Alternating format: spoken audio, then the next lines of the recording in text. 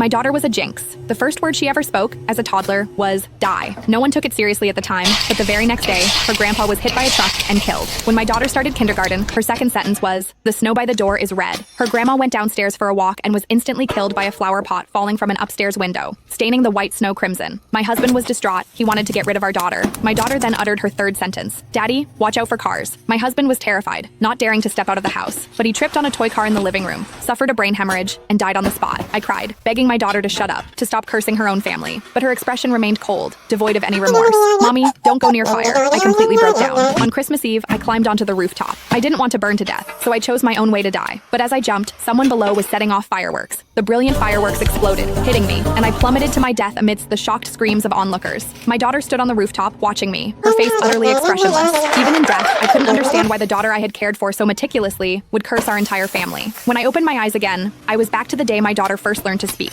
This time, I finally understood what was going on with my daughter's jinx. The moment I opened my eyes, I saw my 1-year-old daughter pointing at her grandpa and saying, "Die." At first, no one reacted. Grandpa was still affectionately teasing her. "What is my sweet little Lily saying? Call me Grandpa, and Grandpa will give you candy." But Lily's small face remained cold, and she repeated, "Die." A wave of fear and anger surged through me. I quickly clapped my hand over her mouth. "Don't say that word. How can you wish for Grandpa to die?" Lily struggled, muffled by my hand, and began to wail, her face turning red from holding her breath. My father-in-law, Arthur, quickly intervened. "She's just learning to talk, Sarah. Why are you getting so upset?" I pressed my lips together, my body trembling uncontrollably. "She's cursing you." Arthur paused, then laughed. "What are you talking about? She's so young. How could she possibly know what die means?" I didn't know how to explain, so I could only tell Arthur to be careful when he went out these days, especially to watch out for cars on the road. Arthur said he understood, but he didn't take it seriously at all. I repeated the warning to my husband, David, who also laughed at me, saying I was overreacting. He looked at Lily tenderly, saying our daughter was anything but a jinx.